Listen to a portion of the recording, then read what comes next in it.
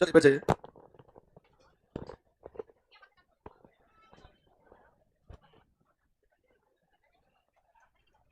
है? बेटा कल रात से अभी तक जाग रहे हैं। कल शाम को 6 बजे 150 किलोमीटर दूर गए बाइक से, और सुबह 6 बजे 5:30 बजे भरे कोयला में निकल आए और 11 बजे यहाँ आए। जब शाम को गए तो 1 घंटे 45 मिनट में हमने 160 किलोमीटर दूरी तय करी। और जब सुबह आए तो कोयला इतना था कि इसके आगे कौन वो भी नहीं, तो 10 की स्पीड पे गाड़ी चल रही थी, 10 ऐसे। और तो आँख पे पूरा कोहरा आ जाए, फिर चश्मा हटा के बैग डाल दिया, फिर आँख पे पानी पानी, ऐसा लग रहा है कि समुद्र पार कर रहे हैं। तो मतलब तो इसलिए हमें लग रही है सर्दी, और रात भर की जगह है। तो बेटा मैं अच्छा 6 बजे यहाँ से गए कहीं, 7:45 पे पहुंचे, 8 बजे नहाना धोना हुआ, 8:30 बजे रेडी हुए, 9 बजे उस बचपन के दोस्त की शादी में गए, 9 बजे, और बचपन का दोस्त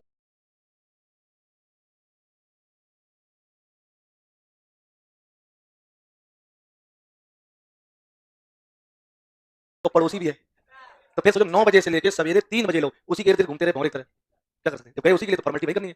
फिर उसके बाद घर पे आए, घर पे 4 बजे पहुंचे, फिर रेस्ट थोड़ा किया, कपड़े बदल के बैठे, 4:30 पे चाय पी, 5 तक चाय निपटी, 5:30 बजे उठे, मतलब बाइक निकाली फिर से और बैठे, पेरेंट्स भी घर वालों के, और 5:30 निकल दिए।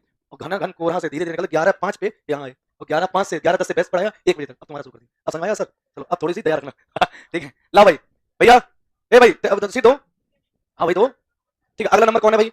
उसी क्रम में गहरा मंथन हो रहा था। क्या हो रहा था? गहरा मंथन। क्या हो रहा था? गहरा मंथन। क्या हो रहा था? गहरा मंथन। आप सभी लोगों को, बेटा सुनो, आप सभी लोगों को टेस्ट का मंथन करा रहा हूं। उसके बाद आप फोल्डर मिलेंगे, क्या मिलेंगे उसको करेंगे। उसके बाद कॉन्सेप्ट पे आराम से चलेंगे। आइए, उसी क्रम में कहां पे थे हम लोग? 5 तक बहुत अच्छे से सवाल हो गए। 5 तक हो गए, एक सवाल याद हो गया। चलिए, क्वेश्चन नंबर 106 क्रम था। ये लड़का तो बता चुका था कौन सा था, किससे शुरू होगा? तुम तो यस। 106 नंबर बेटा, 106 नंबर कह रहा है 1 प्लस, सुन लीजिए, 1 plus 1/2 plus 1/4 plus dot dot dot अनंत पदों का योग बताना। कितने पदों का योग बताना? पहले तो ये बताओ, अनंत पदों के योग का सूत्र क्या होता है? सभी लोग शांत होकर सुने और स्मरण करें। बोलिए, a/1 ये कौन सी श्रेणी है? इसका प्रथम पद क्या है? 1। इसके पदों के मध्य अनुपात कितना है? 1/2। कैसे जाना, जरा क्लास को बताओ। पहले का भाग दूसरे में, और दूसरे का भाग तीसरे में। एक का इसमें करोगे तो 1/2, और 1/2 करो 2 दूनी 4। यस या नो? तो इसका मतलब पदों के मध्य अनुपात कैसा आया? समान। इस अनुपात को क्या कहते हैं? सार अनुपात। क्या कहते हैं? और अनुपात समान हो तो श्रेणी कौन सी होती है? जीपी। यस या नो? तो अब ए का मान कितना है? 1। आर का मान कितना है? 1/2। Got it? तो बेटा 2 में से 1 गया, 1 और बटे 2, ये तो ऊपर नहीं चला जाएगा। कितना आएगा बच्चों? 2। बोलिए सही है क्या? a/1 are. बोलो भाई, अब मैं यहां से कहूं 1/3। देखो बेटा, 1/3 square, 1/3 cube plus dot dot dot. बोलिए अनंत पदों का योग कैसे निकालोगे? बोलिए, रखिए a/1 आर। ए का मान 1/3, आर का मान कितना होगा? इतना घबरा क्यों रहे हो? इतना घबरा क्यों रहे हो? 3 से 3 काटा कितना बचा? 3 स्क्वायर से 3 स्क्वायर काटो कितना बचेगा? 1/3। बुद्धि घास चढ़ने चलेगी तो ऐसे सोचो, देहाती तरीके से, बाहरी बाहरी और भीतरी भीतरी। कितना आएगा? अब ज्यादा हजम हुआ होगा लोगों को। यस या नो? तो कहने का मतलब आर का मान कितना आएगा? 1/3। कितना आया? 1/3। 3 में से क्या? 2/3। कितना आया? 1/2। यस या नो?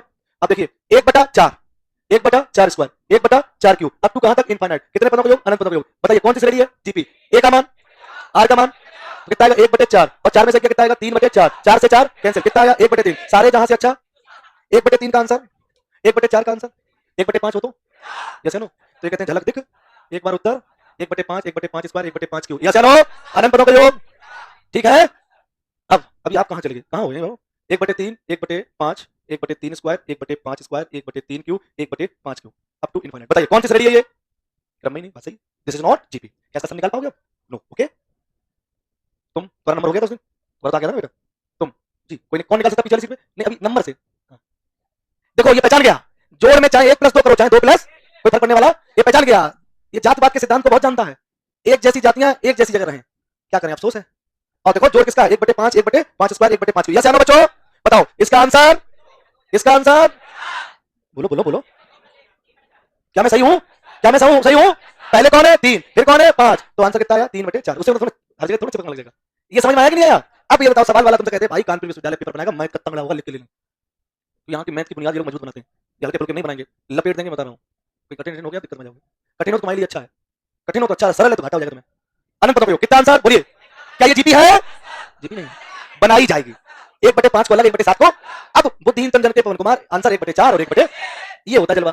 लासा समझ आया? लासा कैसे लासा समझ आया? 4 और 6 समझे? तो सबसे पहले कॉमन कौन आ रहा है? Least common. तो कौन? 12 पहले कॉमन आएगा। 4 3 12 और 4 6 24 भी होता है। और देखो 6 दूनी 12 और 4 24 होता है। तो सबसे पहले लीस्ट कॉमन कौन है? 12। तो this is the LCM, this is the LCM, least common multiplier.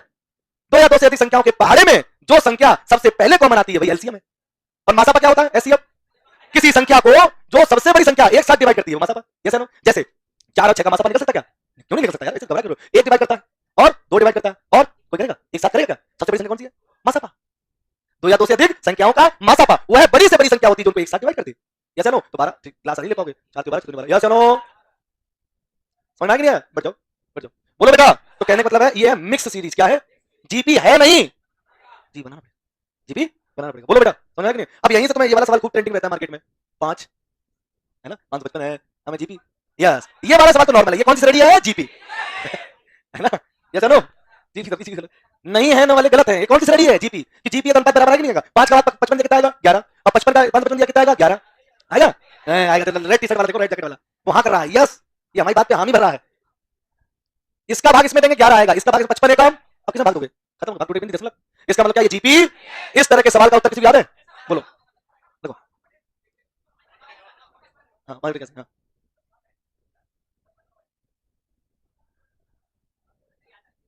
सही है, यस। सर तो समझाने के लिए आज तक ऐसा हुआ कुछ समझा ही ना हो।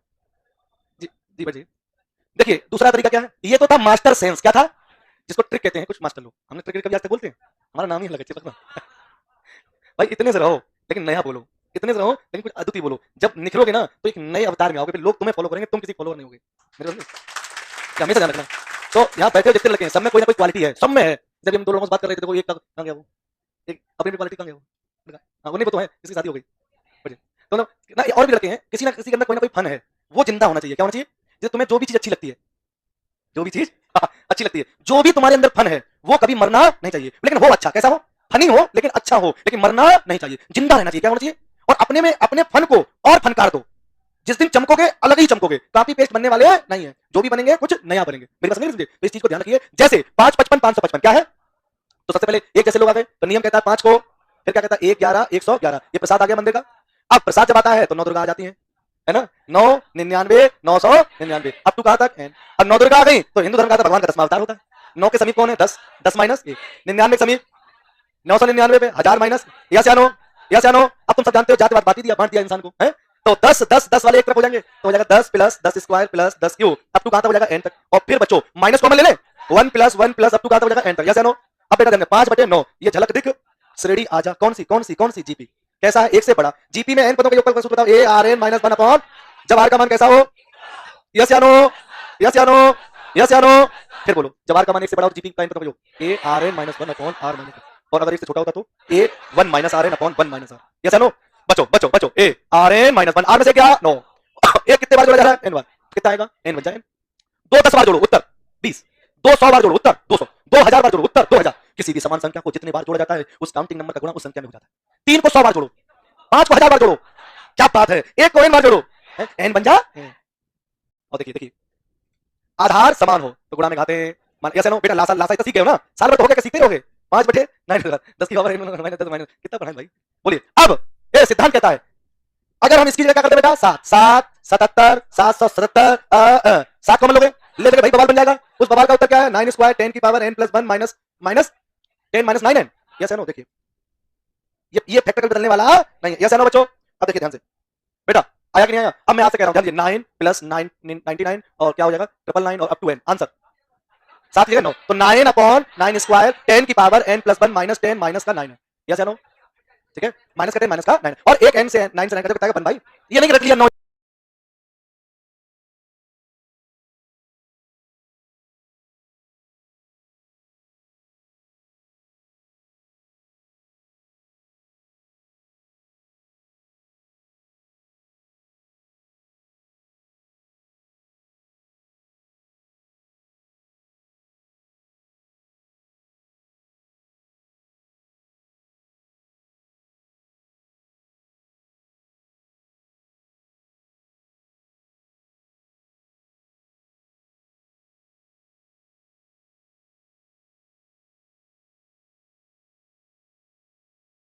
9स्क्वायर ही होगा, 9 स्क्वायर ही होगा, कट काटना काट दो। जैसे 3 प्लस 33 प्लस 333, अब तू कहां तक बेटा? n तक, आंसर 3/9 स्क्वायर 10 की power n plus 1 minus 10 minus के 9 है, कट जाएगा कितना? 1/27, यस या नो? बोलो, ये सर तो कर रहे हो।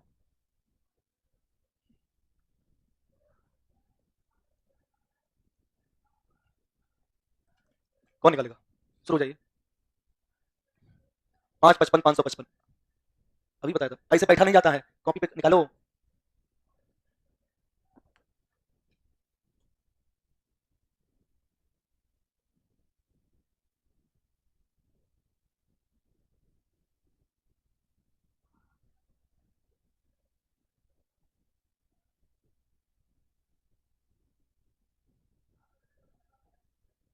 आए बेटा,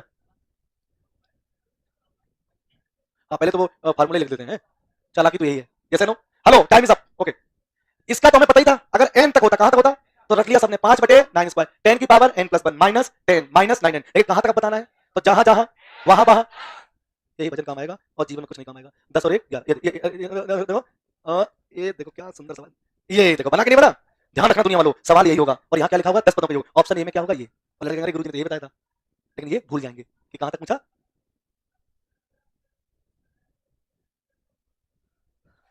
समझ में आया, क्योंकि तुम रखने माहिर हो। तुमसे कहेंगे 777 अप टू 11 पदों का योग बताओ, ये अरे यार ऑप्शन में, ये ऑप्शन ए में लिखा होगा, ये ऑप्शन ए में। अरे यार यही तो आंसर है।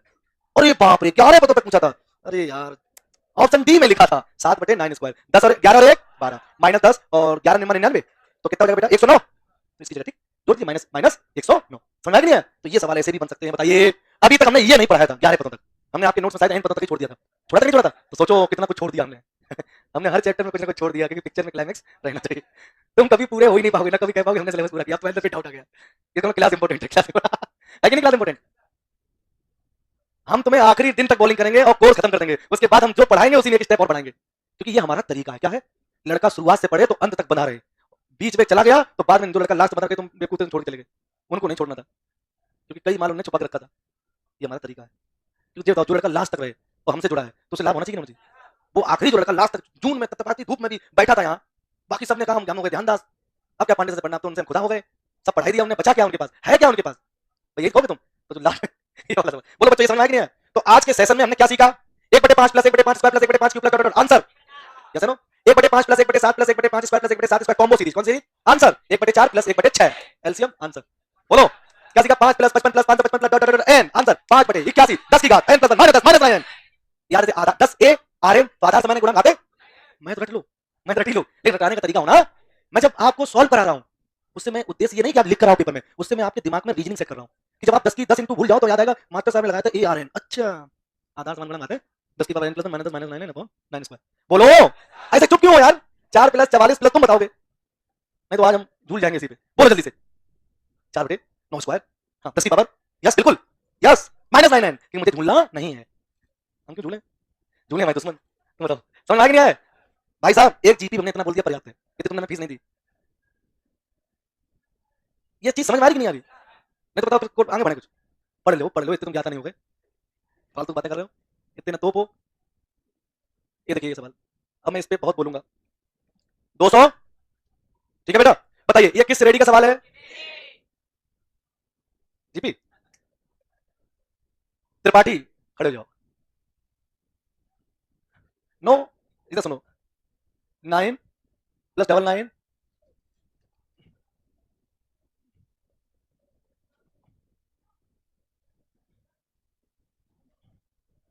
इधर देखना,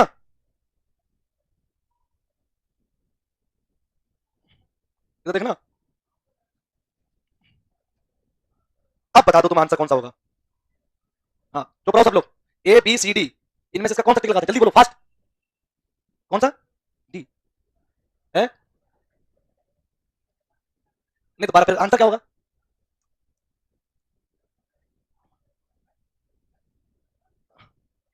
10 की पावर 1/9 10 की पावर 13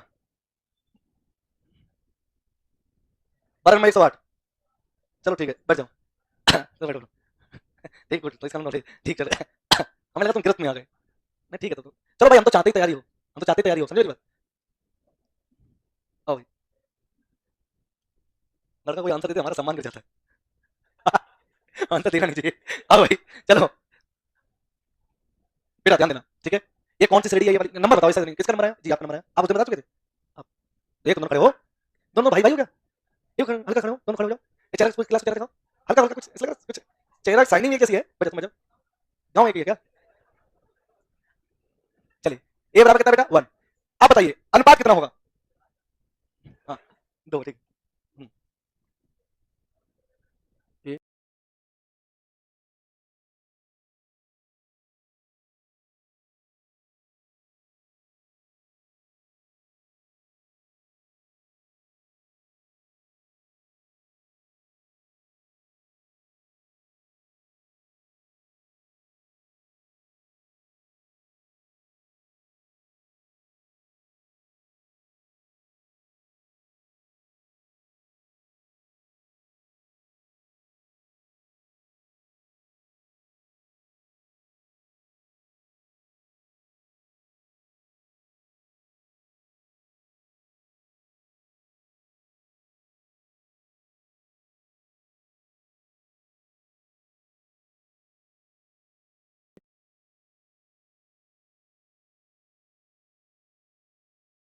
लिख दें हम पहले। हम्म,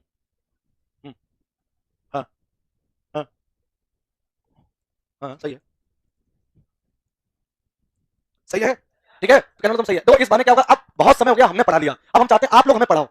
एक की पढ़ाओगे 20 देख रहे हैं, सबको रट जा रहा है, क्यों? अब हमारा समय खत्म, अब आप हमें पढ़ाओ और आप अपना गला साफ करो, दिमाग साफ करो। अब मैं यहां पर 255 की जगह मैं लिखने जा रहा हूं, क्या लिख दूं मैं? 63 लिख रहा हूं।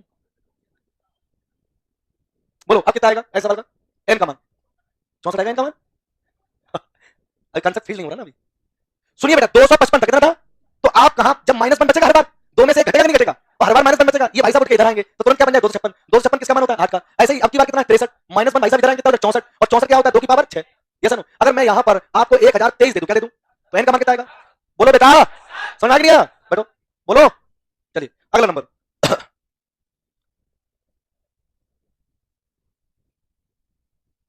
बताइए, अगर किसी किसी बहुभुज में अगर 10 भुजाएं, कितनी भुजाएं? तो उसमें विकर्ण की संख्या बताओ। चलो वो छोड़ो, अब सूत्र बताओ। अगर n भुजाएं हैं, किसी बहुभुज में n भुजाएं हैं, तो उसमें विकर्ण की संख्या बताओ। अच्छा सवाल है, और हमें लग रहा है ये सरस्वती ने अचानक से विकर्ण कैसे कर दिया। विकर्ण की संख्या बताओ। एक तो क्लासरूम किसी लड़के ने हमें फार्मूला बताया था, एक फार्मूला हमने बताया था, एक सीट में था, एक क्लासरूम लड़के ने बताया था। अब वो सीट वाला बोलिए बेटा, यही तो मैं यही चेक कर रहा हूँ मैं। इस मोहल्ले में कोई, बोलो बेटा, बोलो लाठी रखी, बोलो जल्दी बोलो जी। कैसे लो है, कैसे लो जी, तुम तो शांत खिलाड़ी कैसे हो? बैठो, ये टटोल नाथ वाले दिन कितने योद्धा हैं, अच्छा तरह से हो जाएंगे तो इंप्रेशन मार दिया, लग रहा है। पहले तुम सारे योद्धाओं को चेक कर रहे थे, चुप बैठे थे। देखो याद रखना, अगर चतुर्भुज में कितने विकर्ण होते हैं? अब भुजाएं कितनी होती हैं? 4। कितनी भुजाएं होती हैं? 4। तो आंसर 4C2, यहां से याद रखा होगा, भूल जाओ तो। चतुर्भुज तो अपनी औकात का है ना, तो आप देखिए 4C2 का मतलब फैक्टोरियल 4 फैक्टोरियल 2 फैक्टोरियल 2 -4 4 3 2 से होकर जाएगा। बोलो बेटा 6 में 4 कितना आया?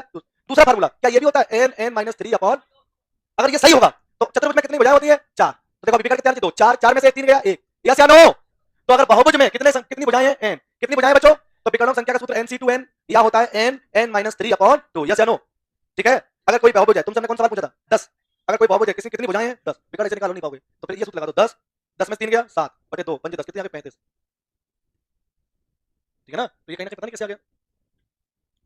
अभी 5 दिन पहले हमारे गुरुजी का बेटा हमें मिला, गुरुजी और मैडम और उनकी बेटी गुरुदेव पैलेस में मिले। हमारे गुरुजी वहाँ मैनपुरी थे, उनके बेटा बेटी कानपुर में पढ़ते हैं, यही घर उनका है। तो अचानक से हम देसी आलू खा रहे थे, बके जा रहे थे, हाँ खींच रहे थे मेरा, वो अचानक वो भी वहीं आलू, अब उनके भाव हमारे भाव का भी मैच करते थे उसी समय से, बस हमसे बोलते नहीं थे, तो कहीं ना कहीं हमारे भाव उनके मैच करते थे, वो भी ऐसे आए हमारी तरह से, आलू है लाओ देखते हैं, हम भी देख रहे हैं गुरुजी कहाँ से आ गए, चैनल पर किया। उनका लड़का आया वो 8th क्लास का, वो कुछ बता रहे थे कि मैथ में पूरे पूरे नंबर आता है वो, तो बोले जरा इनसे कोई प्रश्न भी पूछो क्या इनको आता है कि नहीं आता है। वो बच्चा था 7th क्लास का, कौन सी क्लास का था पता नहीं कहाँ से, हमने ऐसे पढ़ा, हमने बेटा इंग्लिश मीडियम में था, हमने बेटा क्वाड्रिलेटरल क्या होता है सर, जिसमें 4 साइड हो, क्या 4 साइड, तो हमने कहा डायगोनल क्वाड्रिलेटरल के कितने होते हैं, तो सर बोला 2 2 से, तो हमारे मुंह से निकल गया, उसने लेवल बढ़िया, अरे बेटा अगर साइड n हो तो नंबर डायगोनल कितने होंगे, तो सर n-3/2, चुप हो गए। थोड़ा बोला n-3/2, हम चुप हो गए, आलू ही नहीं गया अंदर, क्यों हमें फार्मूला कंफ्यूज हो गए थे। मनी मन में हम पूछे उससे, और हमारे n-2/3 में दिमाग में आया, तो हमने कहा ओके नहीं गुड बहुत बढ़िया, और मनी हमने 4 रखे, 4 4 में 3 का 1 2 2 2 3 4 2 रखा, हम कहे यार जी लड़का भूल गया, हम चुप हो गए, हमने ठीक है बेटा मेरे पास आओ, वो चला गया। फिर हमने कि बेटे एग्जाम की तारीफ नहीं करनी चाहिए, इसी बच्चे की तारीफ नहीं करनी चाहिए। फिर हमने सर को बताया, सर जी ये बहुत खतरनाक बात बता दिया, ये तो हाई स्कूल इंटर बूढ़े लड़कों से पूछते, बेटा तुम बूढ़े लड़कों पूछते हैं, और वो अभी तो फंस गए, बोला बोलते हम 12 से लगे थे यार, हम कहे साला यार बता कैसे दिया यार, इतने तेज तो हम भी नहीं थे, हम तो सिर्फ वही फार्मूला याद रहता था, a प्लस b का whole a square plus b square plus 2ab, और ये रटवा लेते sine square theta plus cos square theta बराबर a, मुझे ज्यादातर यही याद रहा, ठीक है ना, वो बोल दिया बिगड़ो समझा। फिर हमें एक चीज लग गई, हमारे अंदर बात है, एजुकेशन बढ़िया बहुत जरूरी है, और बढ़िया एजुकेशन के लिए अपने देश का दुर्भाग्य है पैसा बहुत लगता है। गांव के टाट पट्टी वाले जमाने लगा कि मैं टाट पट्टी बैठ के पढ़ाई करता था, ऐसे था, आज मैं आईएएस हो गया। मैं टाट पट्टी बैठता था, ऐसे पढ़ाई करता था, खड़िया से लिखता था, आज मैं राष्ट्रपति बन गया। ये जितने बन रहे हैं ना, ये सन 80 के दशक के लोग बन रहे थे। अब जो तुम बनोगे ना, तुम जानते हो 2023 वाली शताब्दी में हो, मेरी समझे ना, और तुम्हारे यहाँ 2023 से टॉप मॉडल के स्कूल आ गए देश में। मैं डरा नहीं रहा हूँ, जितनी सीटें हैं उससे बेस्ट स्कूलों के बच्चे निकल रहे हैं। तो हमारा दुर्भाग्य, अगर हम गांव के टाट पट्टी बैठ पढ़ रहे हैं, प्राइमरी पाठशाला उसके गांव सरकारी स्कूल पढ़ रहे हैं, हम ये नहीं कह रहे बेकार है, लेकिन हम ये कह रहे हैं उसमें जो लोग पढ़ाने वाले इसमें टॉप लेवल के हाईली एजुकेटेड लोग जा रहे हैं, टीजीटी पीजीटी सब एग्जाम पास कर, साधारण नहीं, हल्के मत लेना, बहुत खतरनाक लोग हैं, लेकिन सिस्टम इतना खराब, वो लोग पढ़ा नहीं रहे, वो लोग उस तरह पढ़ा नहीं रहे। और इसलिए वो जो ये खतरनाक स्कूल वाले जो बच्चे हैं, खतरनाक स्कूल का नाम नहीं लूंगा, फीस है ये 15-16 हज़ार महीना, इतनी तनख्वाह होती है। तो उसमें वही लड़का लगता है यार, ये दिमाग उसी दिन समझ गया कि बेस्ट जो पढ़ाई होती है उसकी बात अलग है, समझे। तो तुम लोग जो बड़े हो जाओ, अपने बच्चों बीवी नहीं, बच्चों बच्चों को पढ़ाना। 108 नंबर, कौन सा नंबर? आयताकार ठोस। नंबर जी, आप बोलेंगे बहुत कुछ। आयताकार ठोस का क्या बताना है? आयतन क्या क्या दिया गया जरा बोलो। लंबाई कितनी दी गई वो तुम बोलो, हमारा काम नहीं जी। चौड़ाई, रुक जाओ, ऊंचाई 1.5 मीटर, ठीक। अब क्या निकालना है जी बताइए? LBH, ओके, कितना आंसर? ठीक है, अच्छा ये बताइए, आयताकार ठोस जिसकी लंबाई चौड़ाई ऊंचाई अलग अलग हो, तीनों भुजाएं अलग हैं, तो वो आकृति कौन सी होगी? एक ऐसा ठोस जिसकी तीनों भुजाएं लंबाई चौड़ाई ऊंचाई अलग अलग हैं, तो निर्मित आकृति का नाम क्या होगा? ये तो तीनों भुजाएं समान हो तो क्या होगा? आवाज दो। बहुत अच्छा, अभी सालो देखो तो मेरी बात सुनो, ये बताओ ये विषम बाहु चतुर्भुज कौन था? भाई विषम बाहु चतुर्भुज। अरे तीनों भुजाएं अलग अलग हैं, तो तीनों भुजाएं जब अलग अलग हैं तो विषम बाहु चतुर्भुज हुआ। भाई इस पे तेरे को और ए इन आंसर दे, चुप रहो। क्या हो जाएगा? घनाभ, क्यूबॉइड क्या हो जाएगा? अब दूसरा आंसर, घनाभ का प्रत्येक पृष्ठ कैसा होता है? क्यों बोल रहे यार? कैसा? आयत कैसा होता है? आयत। अब ये बताइए आयत क्या होता है? बराबर, ओके। विकर्ण, आयत के विकर्ण कैसे होते हैं? आयत के विकर्ण कैसे होते हैं? पड़ोसी खड़े जाओ, कमान साधो, बराबर। जिसमें 6 पृष्ठ हो उस आकृति का नाम क्या होता है? षट पृष्ठ। हंस क्या कर रहे हैं? ठीक है, घनाभ या घन उसने बोल दिया ना, तो 6 पृष्ठ होते हैं, उसमें अगर सभी पृष्ठ आयत हो तो क्या हो जाएगा? घनाभ हो जाएगा। घनाभ की लंबाई चौड़ाई ऊंचाई कैसी होती है? बराबर होती है क्या? LB अलग अलग होती है। अच्छा घनाभ, तो बताओ घनाभ का संपूर्ण पृष्ठ क्या होता है? 2 LB प्लस। अच्छा ये बताओ घनाभ के विकर्ण की लंबाई क्या होती है? बोलो भाई। ठीक है, अब बताओ घन का प्रत्येक पृष्ठ कैसा होता है? घन का प्रत्येक पृष्ठ कैसा होता है? वर्ग। अब बताओ घन का आयतन क्या होता है? पूछा क्यों? तुम भी बोलो, घन का संपूर्ण पृष्ठ क्या होता है? तुम बोलो, तुम भी बोलो, घन का विकर्ण की लंबाई क्या होती है? ये √3। यस या नो? अब ये बताओ आप हमें, क्या हुआ? बोले घड़ी में 4 बजने वाली घंटे की सुई का समीकरण क्या होता है?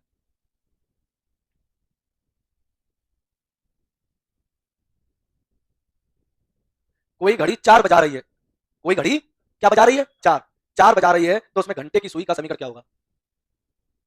घड़ी में बैठ जाओ, तुम लोग बैठ जाओ, धैर्य से सोचो। घड़ी में 4 बजने पर घंटे की सुई का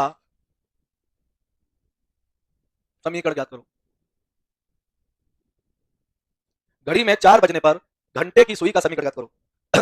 निर्देशांक समीकरण ज्योमेट्री पढ़ाई थी, सरल रेखा पढ़ाई थी, यस या नो? सरल रेखा का समीकरण पता है? किसी रेखा का समीकरण क्या होता है? y बराबर mx। ये वो रेखा जो कहां से होती है? मूल बिंदु से जाती है। एक रेखा होता है y बराबर mx प्लस c, जिसका अंतःखंड क्या हो? c।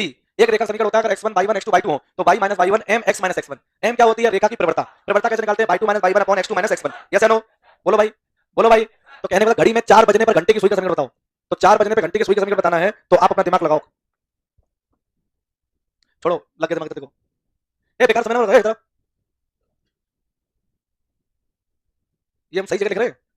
अब जिनको आदत नहीं है तो बात अलग है, स्मार्ट बात करने लगे हो तो। कहने का मतलब ये है, ये कौन सी अक्ष है? हाँ सही है, और ये कौन सी अक्ष है? तो घड़ी में एक्स अक्ष और वाई अक्ष मिली। तो आप भारत में जो घड़ी डिजाइन करना लॉन्च कर देना, तो उसमें ऐसे एक्स अक्ष लिखना, इधर इधर क्या लिखना? वाई अक्ष। आइए आज घड़ी दिखा देते हैं, ये पहली बार लॉन्च होगी, फिर हमारी कंपनी लॉन्च करेगी। ये एक्स अक्ष और ये वाई, ये 3 बज रहा है तो 4 यहीं बजेगा, 4 यहीं बजेगा। तो जब 4 बजेगा तो ये मिनट वाली सुई है, तो घंटे वाली यहीं आएगी नहीं? इतनी बुद्धि है कि नहीं? बेटा घड़ी देखना जानते हो? कितना बजा रही है? बजा ली। अब कौन सी घड़ी का सुई का समीकरण बताना है? घंटे वाली का। किसका? तो ये मान लो ओ है और ये मान लीजिए ए, तो हमें समीकरण किसका बताना है? ओए का बताना है बेटा। तो ओए के समीकरण के लिए या तो हमें किसी रेखा के 2 किनारे दिए जाएं, x1 y1 और x2 नहीं दिए गए। ये तो दिया गया मान लो क्या है? मूल बिंदु। ये तो नहीं दिया गया, सही है ना, नहीं दिया गया। लेकिन ये रेखा कहां से होकर जा रही है, मूल बिंदु से जाने वाली रेखा का समीकरण पता है, अभी बोला था किसी ने, क्या बोला था जी, मूल बिंदु से होकर जाने वाली रेखा का समीकरण होता है बाई बराबर, समीकरण पहुंच गए कि नहीं पहुंच गए। अब बाई तो एक्स तो बदलना नहीं, किसका मान चाहिए हमें, अब प्रश्न उठाया तो एम के लिए कितने तरीके निकालने के, या तो दो बिंदु दिए जाए, प्रश्न उठाया करो अपने आप से, या तो दो बिंदु या क्या दिया जाए, थीटा दिया जाए, क्या दिया जाए, तो दो बिंदु तो हमारी क्षमता नहीं जो निकाल पाए, एंगल जरूर निकाल सकते हैं, ये रेखा तो इसके बीच में एंगल है ना, तो ध्यान दीजिए कोई भी दो अंकों के बीच में हमेशा कोण याद रखना कितने डिग्री का बनता है, 30 डिग्री, कितने डिग्री का, कोई कैसे कितने अंक होते हैं घड़ी में, बोलो बोलो, अरे बोलो बोलो, अरे बोलो बोलो, कितने होते हैं, पूरी सुई एक चक्कर लगाने में वृत्ताकार मार्ग करें 360 डिग्री हो गई, यस या नो, तो प्रत्येक दो अंकों के बीच में कितना कोण हो गया, तो 12 और 1 के बीच में कोण 30, 1 और 2 के बीच में कोण, 2 और 3 के बीच में, 3 और 4 के बीच में, 4 और 5 के बीच में, टोटल 12 12 3 36, 360 डिग्री का वृत्त होता है, बन गया नहीं बन गया, तो अब कोण आ गया, तो m बराबर क्या लगाओगे बेटा tan थीटा, tan थीटा का मतलब कितना हो गया 30, इसी रेखा का समीकरण था ना, तो ये इसके साथ कोण कितना बनेगी 30, तो m 30 का मतलब कितना होता है 1/√30, लगता है यहां, ये सर आंसर आ जाएगा, गधो नहीं तो इतना तो ठीक है, गहरा ज्ञान चाहिए, क्या चाहिए, ये जो कोण निकाल रहे हो नालायको, ये किस चतुर्थांश में, ये कौन सा था, ये कौन सा था, ये कौन सा था, चरण बंधन करोगे ऐसे हमारा, ऐसे नो, सावधानी हटी तो दुर्घटना, कोई भी चीज कहीं भी इस्तेमाल हो सकती है नहीं हो सकती, आप कहेंगे सर जी घड़ी में 4 बजने पर उसका कोण कितना होगा 30 डिग्री, और वो घंटे वाली सुई कहां से जाएगी, मूल बिंदु से जाने वाली रेखा का समीकरण क्या होता है, y बराबर mx, m के लिए थीटा दिया गया कि नहीं दिया गया, थीटा कितना है 30 डिग्री, तो tan 30 का मान कितना होता है 1/√3, सावधान tan थीटा किस चतुर्थांश में है, चौथे में tan कैसा होता है, यस नो, अगर घंटे वाली सुई पहले और तीसरे में होती तो कैसा होता प्लस, और दूसरे और चौथे में होगी तो कैसा आएगा आंसर माइनस, तो y बराबर -1/√3x, यस या नो, कुछ था क्या, नहीं कुछ था, तो समीकरण है ax + by आ गया, ये तो था रेखा समीकरण, तो घड़ी अब बताओ, अब जब मैं घड़ी बनाऊंगा, अब मेरी वाली जो घड़ी बन के आएगी उसमें क्या होगा, हम ये 4 नहीं लिखेंगे, हम लिखेंगे इस रेखा का नाम लिखेंगे x + √3y बराबर 0, कैसे नो, तो जब x + √3y बराबर तो कितना हो गया, कहना x + √3y बराबर 0, तो इसका 4 बच गया, कितना बच गया, ये वाली डिजाइन मॉडल करेंगे अभी तक भारत में लॉन्च नहीं हुई, हमारी चीजें लॉन्च नहीं हुई और वायरल भी हो नहीं रही, वायरल भी हुई नहीं, ये तो हम प्रयास नहीं कर पाए, एक्चुअली जो हमारा कंटेंट वो अंदर है क्लास के, क्या है इस सर्कल के बाहर गया ही नहीं, तो वायरल कहां से हो जाएंगे, बेटा बोलो बोलो क्या दर्द है,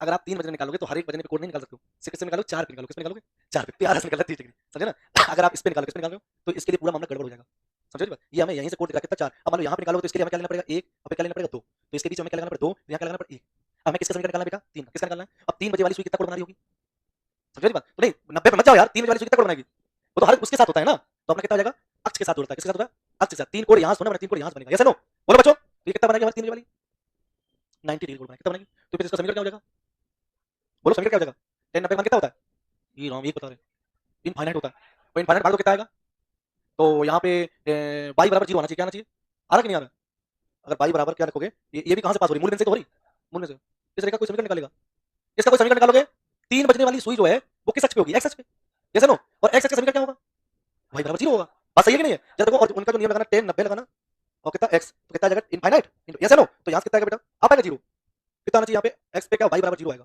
नहीं आ रहा यार, ये तो हम इसके नीचे लगाएंगे भाई,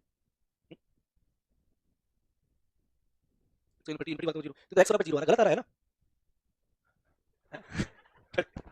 घड़ी खराब नहीं मुझे, नहीं ये तो भगवान कसम सही है, हाँ मम्मी कसम सही है, ये गलत नहीं है, लेकिन जो और हम जो बजवा रहे हैं उसमें मामला समझ नहीं आ रहा है, ये क्या कर रहा है, एक मिनट को 4 बजे वाला बिल्कुल सही है यार, हाँ अब इसके लिए कौन सा लोग यार, ये जो बता रहे हैं ये किस चतुर्थांश में आएगा, ये तो पहले में तो रहेगा, तो पहले रहेगा तो भाई अगर हमें रुको सुनो बेटा रुक जाओ, अरे ये धीरे छोड़ो, इधर इधर सिद्धांत पे जाओ, कौन सी सुई बता रहे हो आप 3 बजे वाली, ये समस्या 3 बजे वाले में एक प्रॉब्लम आ रही है, पता कौन सी आ रही है, अब जैसे मान लो एक यहाँ 2 बजता है, दिमाग में ये चल रहा है, इनके भी मेरे भी चल तो रहा है, अब ये क्या है और ये क्या है, प्रश्न ये है घर की खेती है कि इस रेखा का समीकरण बताना है, तो ये रेखा यार ये रेखा x अक्ष पे ही तो है, तो जब उसी अक्ष पे है तो अक्ष पे कितना समीकरण होगा 0 होगा, tan 0 का मान कितना होता है 0 होता है, अरे बोलिए कोण तो अक्ष के साथ निकालते हैं ना, अगर 3 बजे वाले की बता रहे हो तो ये x ही अक्ष है खुद, तो इसका कोण इसी के साथ कितना होगा 0 होगा, तो y बराबर कितना हो जाएगा tan 0 कितना लगा, क्योंकि अपना नियम खराब नहीं होना चाहिए, tan 0 मतलब क्या होता है 0, तो आया कि नहीं आया, x अक्ष का समीकरण क्या होता है y बराबर, और हालांकि 3 बजे वाले का समीकरण तो हमें पहले ही पता है कि 3 बजे वाला मतलब कौन सी अक्ष है, अगर 12 बज रहा है तो कौन सी अक्ष है, तो उसका समीकरण तो पहले ही पता है, 6 बज रहा है तो कौन सी अक्ष है भाई, तो उसका समीकरण पहले पता है, और 9 बज रहा है तो उसका समीकरण पहले, लेकिन हाँ आप जब प्रश्न कर उठाएं तो ये कुछ बता सकते हैं कि 2 बजे वाली सुई, 2 बजे वाली सुई घड़ी में 2 बजे, मजा बहुत आ रहा है, कहां से बदल लिया हम, घड़ी में 2 बजे कितने बजे पर, तब उसकी घंटे वाली सुई कितने कितने कोण बनाएगी, तो ध्यान दीजिए कितना आंसर आएगा 30, आप प्लस चिन्ह लेंगे या माइनस, प्लस समझ में, क्योंकि अच्छा और किस अक्ष x अक्ष के साथ जोड़ा जाए, किसके साथ, अब छोड़ो, अब 1 बजने वाली सुई कोण बता दो, ए कहां कौन है, कोण अक्ष के साथ निकालना, किसके साथ निकालना है, ये 30 यहां आ गया था, अब तो 1 बज रहा है, तो 1 बज अक्ष के साथ कितना आ रहा है, समीकरण तभी तो आएगा, ये रेखा कहां टच कर रही है मूल बिंदु पर, तो अक्ष के साथ कितना कोण बना रही है, ये लड़का बहुत होशियार था, इसने क्रॉस कर दिया, हम सोचे मामला सही होगा, कितने बजे वाली 2 बजे वाली, कोण कितना होगा, अब कितना हो गया, हाँ 3 बजे पे 3, हाँ सही गलत तो सब रखते हो भाई, तुम सब लोग रट्टा मारोगे तो कन्फर्म है, कोई दिमाग से नहीं बोलता है, कई लोग दिमाग से नहीं होते। अब हमने कहा ये, अब देखना, रुक जाओ, बता दो ना, ये एक बजने पर घंटे वाली सुई का समीकरण क्या होगा? तो समीकरण सबको पता है, सुई कहां से होकर जा रही है, तो मूल बिंदु का समीकरण क्या होता है रेखा का? ये सुनो, दिक्कत किसकी है? एम की। एम के लिए क्या चाहिए? थीटा। हर बार करो। अब एक बजने पर सुई कितना कोण बनाएगी? 7, क्योंकि एक के बीच में क्या है? 2, तो 30 और 30, इसके कोण तो यहां से निकलते हैं ना। जैसे ना, उस रेखा का समीकरण बताइए जो एक्स अक्ष की धनात्मक दिशा के साथ कितने अंश का कोण बना रही है? 45 अंश का। ये वही सवाल तो है, ये वही सवाल है। उस रेखा का समीकरण बताइए जो एक्स अक्ष की ऋणात्मक दिशा के साथ, तो हमने बोला करते थे, तो अब की बार मान लो हम बोलते हैं, सपोज हम ये 12 क्या है? 12, 12 के बाद कितना आएगा? 11 आएगा। अब मैंने कहा, अरे इसका पोस्टमार्टम हो गया, मैंने कहा कि घड़ी में 11 बजने पर घंटे की सुई का समीकरण बताओ। 11 बजने, 11 बजने पर घंटे की सुई का समीकरण बोलो भाई। अब कितना हो जाएगा? ये ज्यादा ना बजाओ, छोड़ो, तुम्हारा मतलब है नहीं, पीसी मतलब सवाल है बेटा, तुम थोड़ा नन्ही छोटे मोटे सवाल हल करो, ठीक है? ज्यादा मत, क्योंकि फिर तुम्हें उसके लिए हमें और बोलना पड़ेगा, समझे? और लेवल से बाहर मत जाओ, लेवल से इतना जाओ कि जितना हजम हो सके, जितना डाइजेस्ट हो पाए, कि हम अब और अंदर घुस रहे हैं, अब हम पीसी में घुसने वाले, किसमें घुसने वाले? वो तुम्हारा दायरा नहीं, हटो बाहर आ जाओ। तुम उतने सोचो छोटे मोटे वाला, घड़ी में 4 बजने पर घंटे वाली सुई का समीकरण क्या होगा? कोण कितना लोगे? 33। कितना लोगे? 2 बजने पे ले लोगे 7, कितना ले लोगे? 10। अगर आ जा रहा है तो दिमाग हो जाएगा, ठीक, सब नहीं बच पाएगा, सब वो सब लंबा चौड़ा है, कोई मतलब नहीं है। 2 पे 30 कैसे हो जाएगा? एक्स के साथ बेटा ध्यान रखना, फंडामेंटल कभी मत पूछना। उस रेखा का समीकरण बताओ जो कहां से जाती है? यस या नो? तो आप लोग क्या बोलते हो? y बराबर, यस या नो? और जो रेखा मूल बिंदु से जाएगी उस वो हमेशा कोण कितना बनाएगी? उस रेखा का समीकरण बताओ जो मूल बिंदु से जाती है, y बराबर। अब जो m का कोण है वो किस अक्ष के साथ बनेगा? बनेगा बनेगा। तो जो कोण है वो आप हमेशा चाहे रेखा यहां से जाए चाहे यहां जाए, कोण कहां से गिना जाएगा? अब समझ में आया? तो वो घड़ी है, तो घड़ी थोड़ा देर भूल जाओ, घड़ी घड़ी वो क्या है? अक्ष है, क्या है? आपको समझ में आया? अब 2 बजने वाली, अच्छा जब कोण इधर आता है तो हमने क्या कहता? उस रेखा का समीकरण बताइए जो x अक्ष की ऋणात्मक दिशा के साथ 135 अंश का कोण बनाती है। कितने अंश का? तो हमने कहा ऋणात्मक दिशा के साथ, तो फिर हमने कोण कैसा ले लेते हैं? नेगेटिव। और tan 135, tan 135 का मान कितना होता है? -1, तो -1 से क्या हो जाता है? प्लस। मेरी बात समझे नहीं समझे? लेकिन वो कोण भी कहां से है? x अक्ष से। समझे कि नहीं समझे? तो एक्चुअल में प्रवणता भूल गए, प्रवणता किस अक्ष के साथ होती है? x अक्ष के साथ। यस या नो? तो है तो सब रेखाएं, अगर घड़ी में जो सुइयां है वो भी क्या है? रेखा। क्या है? तो रेखा कहां जा रही है? मूल बिंदु से, तो c का मान क्या हो जाएगा? 0। अब कोण कहां से निकालोगे? x अक्ष के साथ। किसके साथ? यस या नो? समझ में नहीं है? बाकी तो हम इतना पढ़ाएगा नहीं, तो सवाल क्या आएगा? तो आएगा उस रेखा का समीकरण ज्ञात करो जो x अक्ष की धनात्मक दिशा के साथ 60 अंश का कोण बना रही है, तो बताइए आंसर क्या होगा? y बराबर, हाँ बोलो, y बराबर, इतना क्लियर है? और कितने अंश का कोण बना रही है? तो tan 60 का मान आया कि नहीं आया? अब मैं कह रहा हूं उस रेखा का समीकरण ज्ञात करो जो x अक्ष की धनात्मक दिशा के साथ 60 अंश का कोण बना रही है और अक्ष पर उसका अंतःखंड 2 है। कितना है? 2 का अंतःखंड काटती है, तो अब रेखा कौन सी जाएगी? y बराबर mx प्लस c। यस या नो? सब भूल गए क्या? भाई आगे बढ़ो, मैं नहीं पढ़ूंगा, आगे बढ़ो, ये बस करनी है, हो जाएगी। क्लियर है भाई? पढ़ क्या हो, ठीक है? ऐसे देख रहे हो भाई, काटा लग रहा है, लाके उठा लेंगे फालतू। तुम सब भूल गए क्या? रेखा क्या भूल गए हैं? कितना बचा?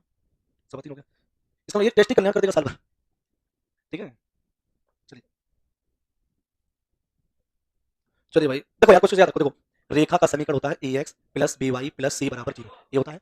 इसमें x और y की डिग्री क्या होती है? ये भी होता है। दूसरा, आप चाहो ऐसे लिख सकते हो, यस या नो? आप चाहे ऐसे लिख सकते हो, यस या नो? यस या नो? आप चाहे कुछ भी नहीं लिख सकते हो। क्या ये रेखा का समीकरण है? नहीं है ना? क्लियर है ना? अब रेखा का समीकरण ज्ञात करो जो रेखा x1 y1 और x2 y2 से हो जा रही है, तो इसका समीकरण क्या बताया मैंने? y minus y1 m x minus x। सूत्र याद है? अब उस रेखा की प्रवणता ज्ञात करो जो a और b से होकर जा रही है, तो फिर m बराबर क्या होता था? y2 minus y1 upon x2 minus x। Yes या नो? अब हमने कहा उस रेखा का समीकरण ज्ञात करो जो x1 और y1 से होकर जा रही है और प्रवणता कितनी है? m। तभी आप क्या लिखोगे? 2 बिंदु से होकर जाइए तो और अच्छी बात है, m का मान निकाल लेंगे। m सीधा सीधा दे दिया जाए तो y minus y1 m x minus x। Yes या नो? मैंने कहा कोई रेखा x1 और y1 से होकर जा रही है और अक्ष की धनात्मक दिशा के साथ कितने अंश का कोण बना रही है, तो रेखा का समीकरण हो जाएगा y माइनस y1 बराबर m x रहेगा यही, लेकिन m बराबर क्या हो जाएगा? tan theta. यस या नो? मैंने आपसे कहा उस रेखा का समीकरण ज्ञात करो जो x अक्ष की धनात्मक दिशा के साथ a का अंतःखंड और y की धनात्मक दिशा के साथ b का अंतःखंड, तो अंतःखंड का मतलब है अंदर हुआ खंड, खंड का मतलब मूल बिंदु से कटान बिंदु के बीच की दूरी, वो दूरी क्या कहलाती है? अंतःखंड। तो x अक्ष पर कितने का अंतःखंड? a का, तो x अक्ष पर किसका मान 0 होता है? x अक्ष पर किसका मान 0 होता है? तो बेटा यहाँ पर a का अंतःखंड मतलब 1,0, मूल बिंदु से उस कटान बिंदु के बीच की दूरी, OA कितना है? a। और हमने कहा वह रेखा y अक्ष की धनात्मक दिशा के साथ b का अंतःखंड काटती है, कितने का? तो मूल बिंदु से उस कटान बिंदु के बीच की दूरी। Yes no? तो रेखा कौन सी हो जाएगी? AB। कौन सी हो जाएगी? और इस रेखा AB का समीकरण क्या हो जाएगा? x बटे a प्लस y बटे b बराबर 1 होता है। Yes no? इसमें हमने कहा था कि x बटे, हमने कहा कि 2 प्लस y बटे 3 बराबर 1 लिखा हो, तो हम इसमें कहेंगे कि यह रेखा x अक्ष को कहां काट रही है? 2,0, y अक्ष को कहां काट रही है? 0,3 पर। कहां काट रही है? तो 2,3 और 0, इसका स्ट्रक्चर अगर हम कहें तो ये x अक्ष और ये बेटा x अक्ष पे कहां काट रही है? 2,0, y अक्ष पे कहां काट रही है? 0,3। तो रेखा यही तो है। Yes no? तो ये वो रेखा है जो अंतःखंड काटती है, क्या काटती है? तो यहां से हमने आपसे कहा ये किसका समीकरण है? सॉरी, और ये किसका समीकरण है? ये किसका है? ये किसका है? दो बिंदुओं से होकर समीकरण, उसकी प्रवणता। अब एक बिंदु प्रवणता से, एक बिंदु थीटा से और अक्षों पर अंतःखंड से। Yes no? बोलिए बोलिए, समय है क्या बताएं? याद रखिए, कल हम जब आएंगे अगली क्लास में तो हमसे एक वर्ड बोल देना, क्या बोल देना कि आपने कहा था उस अंताखंड से त्रिभुज का क्षेत्रफल लिख लो। अगर नहीं लिख लो मैं समय याद दिलाता हूं, एक बार याद दिला देना, अंताखंड से त्रिभुज का क्षेत्रफल। हम यहीं शुरू हो जाएंगे, मेरी बात समझे ना? अंताखंड से त्रिभुज क्षेत्रफल हम कहेंगे यदि कोई रेखा x अक्ष से 2 का अंतखंड और y अक्ष से 3 का अंतखंड काटती है तो उस काटे हुए अंतखंड से निर्मित त्रिभुज का क्षेत्रफल बताओ। कितना बढ़िया सवाल बन गया। तो जिसने कहा कि x अक्ष से कितने का अंतखंड काट रही है बेटा, 2 का, इसका तुरंत क्या लिखोगे, 2 कमा, और y अक्ष से कितने का अंतखंड काट रही है तो आप क्या लिखोगे बेटा, 0। यस या नो, ये बना, ठीक है। अच्छा जो तुम्हें डिजिट याद है वही करते हैं, तो रोने लग जाओगे। ये 4 है और ये 3, और त्रिभुज क्षेत्रफल बताना है, बताओ ये कौन सा त्रिभुज है। कोई रेखा अक्षों से 4 और 5 का अंतखंड काटती है तो उससे निर्मित त्रिभुज का क्षेत्रफल क्या होगा, तो 4,0 और 0,5 है कि नहीं, 0,3 है कि नहीं। अब इससे निर्मित त्रिभुज कौन सा हो गया, ओ ए बी, ये कौन सा, यस नो। और समकोण त्रिभुज क्षेत्रफल क्या होता है, 1/2 आधार गुणे लंब, यस नो। आधार का मान 4, लंब का मान 3। बोलो बेटा आंसर आया कि नहीं आया, 6 स्क्वायर। बोलो, ये सब सिलेबस है, क्या है, समझे। कोई रेखा एक्स अक्ष से 5 का अंतखंड और वाई से 6 का अंतखंड काटती है, इससे निर्मित निर्मित समकोण त्रिभुज का क्षेत्रफल बताओ। सही मतलब हुआ, 5 6 30/2 15, यस नो। उस रेखा की लंबाई बता दो, उस रेखा की लंबाई तो ले लो, रेखा ये होती क्या होती है, और ये लंबाई को ये है कर्ण, क्या है, बोलो। 3 का वर्ग 9, 4 का वर्ग 16, 16 9 25, 25 का वर्गमूल। हमने कहा कोई रेखा एक्स अक्ष से 12 का अंतखंड, कितने का, वाई से 5 का, तो उस रेखा की लंबाई बताओ। है बड़ा सवाल भाई साहब, खतरनाक सवाल है, खतरनाक। वह रेखा एक्स अक्ष से 12 का, वाई से 5 से, तो एक्स अक्ष का निर्देशांक बताओ, 12,0 और वाई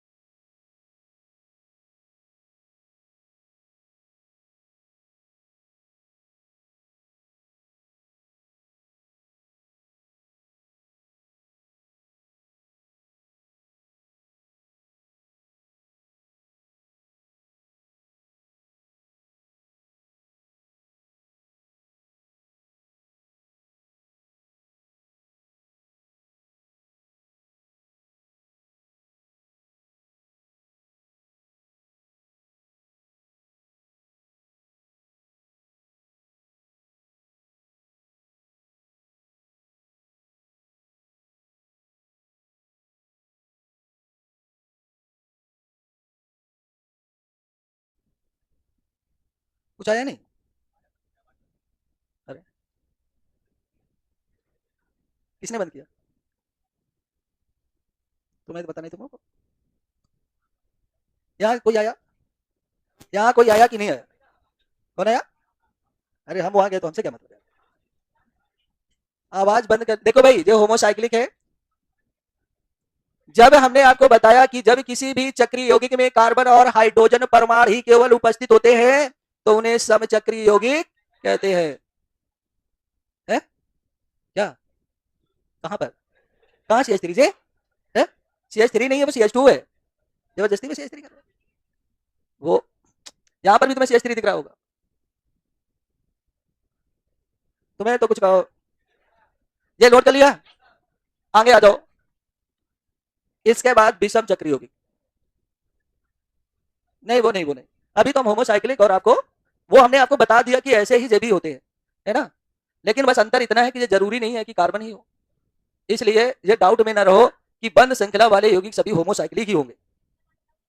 अरे वो सब छोड़ो, बाद में। अभी एन प्रोपेन एल्कीन एल्काइन सब बाद में बात करना, अभी से बात करो।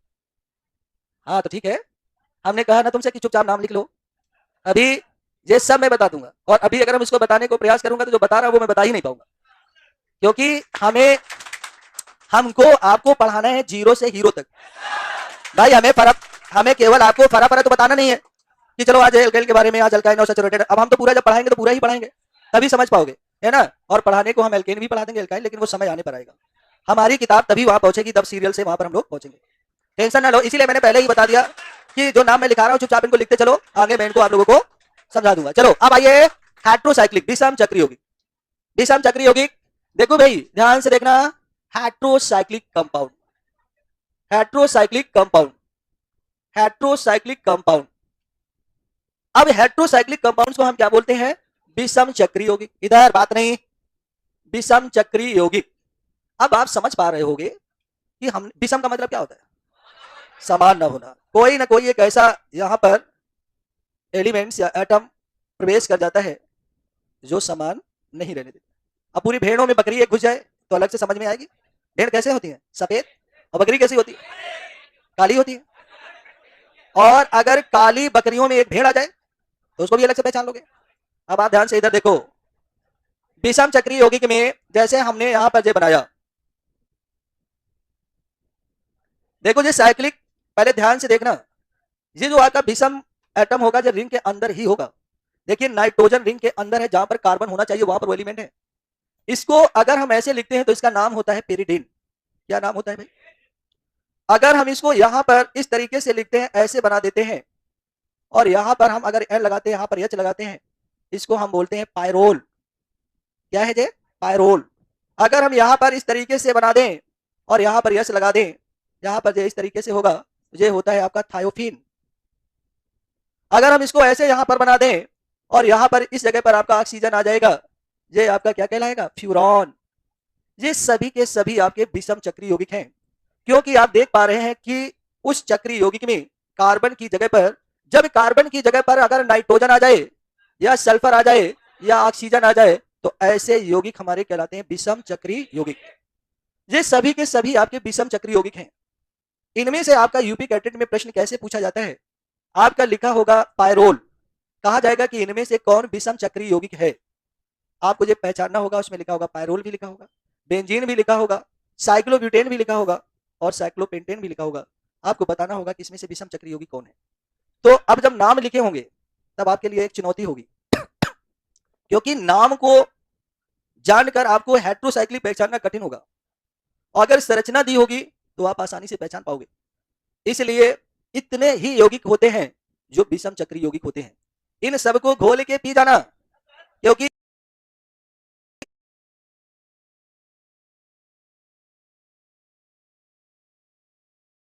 इसके अलावा अगर विषम चक्रीय यौगिक पूछा जाएगा तो कोई नहीं मिलेगा। ये आपके यौगिक जो है इनको आप लोग याद कर लीजिएगा, पेरिडीन, पायरोल, थायोपिन और फ्यूरॉन, ये आपके विषम चक्रीय यौगिक है। और यही जब भी अगर आपसे पूछा जाता है, ये थायोपिन भी पूछा जा चुका है, पेरिडीन भी आ चुका है और आपका पायरोल भी आ चुका है। तीनों जो प्रश्न यूपी कैटेट में रिपीटेड क्वेश्चन है, कई बार आए हुए हैं। इसलिए ध्यान में रखते हुए आप लोग स्ट्रक्चर पहचान पा रहे होंगे। अगर ये बिंदियां मैंने रख दी हैं तो इन बिंदियों का मतलब है, समझ पा रहे हैं? ये कोई ऐसे नहीं कि मैंने इसमें वो सजावट की है। ये बिंदियों को मतलब समझ पा रहे हो क्या है क्या? हाँ, जो लोन पेयर है, सल्फर के आउटर मोस्ट शेल में 6 इलेक्ट्रॉन होते हैं, 1 इलेक्ट्रॉन इधर साझा कर गया, एक इधर कर गया, तो कितने बचे? 4। तो ये इस बात को ध्यान में भी रखना है ना। तुम सोचो सर जी ने सजावट की है, सजावट कोई नहीं है यहाँ पर। केमिस्ट्री में सजावट नहीं होती, अगर एक बिंदी और एक लाइन होती उसका भी महत्व है, इंपॉर्टेंस है, इसलिए ध्यान रख लिया ना। लिखो, जब किसी चक्रीय कार्बनिक यौगिक में जब किसी चक्रीय कार्बनिक यौगिक में कार्बन के अतिरिक्त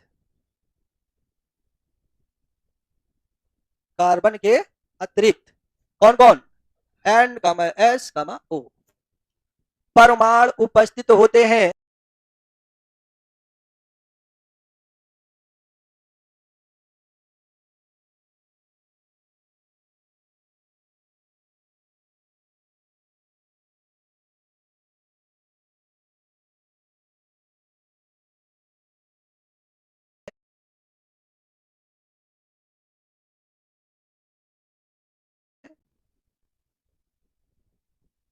NSO, N, S, O है ना।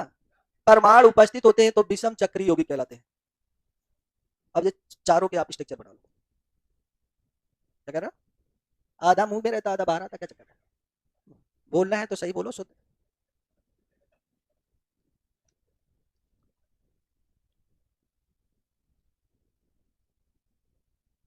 आज सबके क्या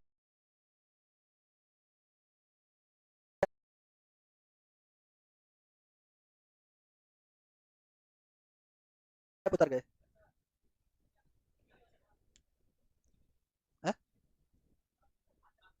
नहीं, हमने तो अभी सुबह भी रहती है, सुबह रहती है, तो सुबह तो हम कैब लगाते हैं, फिर तुम्हारा सबसे बढ़ गया,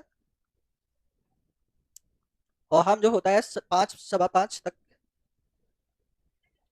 इसके बाद मॉर्निंग वॉकिंग पे चले जाते हैं, फिर टहल के आते हैं, इसके बाद सिस्ट। अब आप जो है अगर इस तरीके से अपनी दिनचर्या को नहीं बनाओगे तो आप बेकार हो जाओगे भाई। शाम के खाना खा के लेट जाओगे, सुबह आके यहाँ खा के बैठ जाओगे, तो कुछ दिन के बाद पेट के पेशेंट हो जाओगे।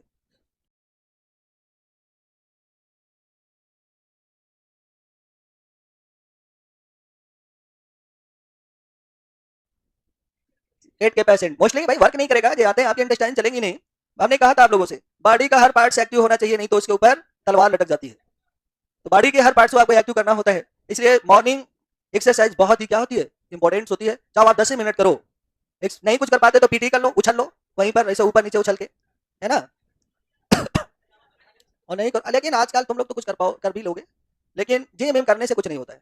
पाउडर खा के शरीर को बढ़ा लिया, बाद में बीमारी ग्रसित हो जाओगे। शुद्ध खाना पीना, देखो शहर और देहात में यही अंतर है। शहर के लोगों की लाइफ कम होती कि ज्यादा? कम होती है। गांव के लोगों की लाइफ, अब हमारी समय जो दादी है, हाँ दादी हमारी जो है लगभग 100 के आसपास की है, और नवंबर से दीपावली अक्टूबर में थी। अक्टूबर में तो सही थी, जब हम गए थे तो बिल्कुल टहल टल्ला के चिल्लाती थी, मतलब हाँ मतलब बच्चों को चिल्लाना दौड़ाना भगाना जो उनका काम था। लेकिन जैसे हम दीपावली से वापस कम आए, इसके बाद सर्दी लगी, क्या हुआ, अब जो समझो कि 3-4 महीने हो गए बिस्तर पे हैं, लेकिन अभी भी जिंदा है। नहीं, हमने तो कहा था, हम बीच में गए थे, तो हम उनको क्या है कि हम अपनी माँ को भी बोलते थे, इनको भी माँ ही बोलते थे, क्योंकि छोटे से जब रहे होंगे तो बोलना, तो हमने कहा माँ भी तुमको मरने नहीं देंगे, अभी जिंदा रहोगी, टेंशन न लो। हाँ, तो अभी भी मतलब अब क्यों, उन्होंने शुद्ध खाना खाया, शुद्ध पानी पिया, सारा कुछ हुआ। यहाँ टोस्ट, पैकेट वाला दूध, पैकेट वाला खाना, टेढ़े मेढ़े, ओएसएस, ओएस, नमकीन। पहले के लोग चना खाते थे, बाजरा का दलिया, मट्ठा खाते थे, कोई खाता है? कोई नहीं खाता है? चलो आगे बढ़ो भाई, आगे हम लोग आते हैं, आगे आएंगे, नेक्स्ट हम लोग लिखेंगे यहाँ पर आप क्लोज चैन और क्या बात है, पागल हो गए जाते हो यार। क्लोज चैन, इसको बंद श्रृंखला वाले यौगिक, बंद श्रृंखला वाले यौगिक, क्लोज चैन कंपाउंड। हाँ, हेट्रोसाइक्लिकली है ना, बंद श्रृंखला वाले यौगिक, हाँ ये समचक्री का है। और दूसरा होगा ओपन चैन कंपाउंड। अभी थोड़ा आप लोगों को यहाँ पर दिक्कत हो रही होगी, लेकिन आप लोगों को बाद में जैसे जैसे थोड़ा खुली श्रृंखला वाले यौगिक, अब भी आपको मैंने बताया था क्लोज चैन कंपाउंड्स क्या होते हैं, जैसे जैसे आपका बना हुआ है अब देखो भाई, ये बेंजीन है कि नहीं है, तो ये साइक्लिक में है, इसलिए ये बंद श्रृंखला वाला यौगिक है। जैसे हमने आपको बताया, जो यहाँ पर लिखा है भाई, ये क्या है, साइक्लोहेक्सेन है, तो ये आपका क्या हो जाएगा, है बंद श्रृंखला वाला यौगिक हो जाएगा। और ओपन चेन कंपाउंड का मतलब होता है, जैसे यहाँ पर देखो, इधर ध्यान से, जैसे हमने यहाँ पर लिखा होता है सी सी और यहाँ पर सी, एक एच ऐसे होता है, एक एच ऐसे होता है, एक एच, ये देखो आपका ओपन चेन कंपाउंड है, खुली श्रृंखला वाला यौगिक है। अगर हम इसको ऐसे लगा देते 1 2 3 4 5, 1 2 3 4 5 6 7 8 9 10, ये देखिएगा, ये भी आपका कैसा है, इसका नाम हो जाएगा पेंटेन, और इसका नाम क्या होगा, इसका नाम होगा प्रोपेन। नोट कर लीजिएगा इनको। बंद से देखिए, क्लोज चैन का मतलब जब सभी, इसमें आपको मैंने एग्जाम्पल दे दिए, उसमें लिखाना कुछ नहीं है। जब आपको कोई भी कार्बनिक यौगिक चक्री फॉर्म में होता है तो उसको हम क्या बोलते हैं, क्लोज चैन कंपाउंड्स कहते हैं। और जब कार्बन हमारे खुली श्रृंखला में होते हैं तो वो ओपन चेन कंपाउंड होते हैं।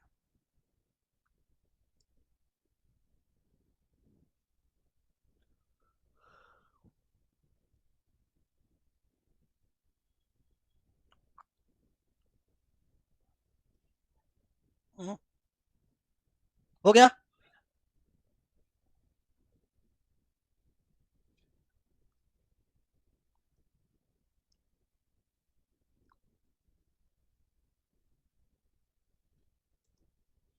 यहां से स्टूल कहां चला गया, चलो छोड़ो।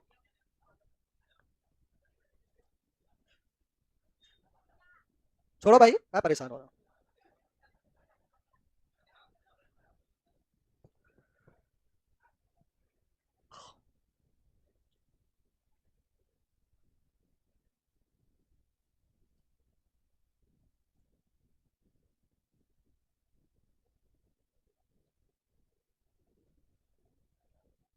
हो गया।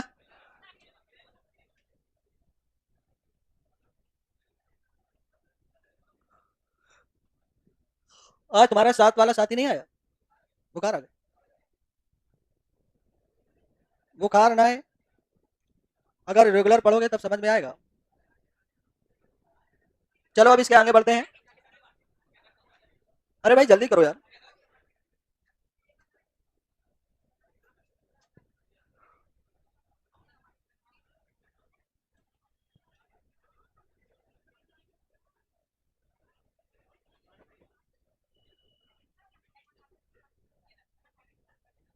अब इसके बाद हम लोग बढ़ेंगे और हम लोग आएंगे, देखो ध्यान से सुनो, इधर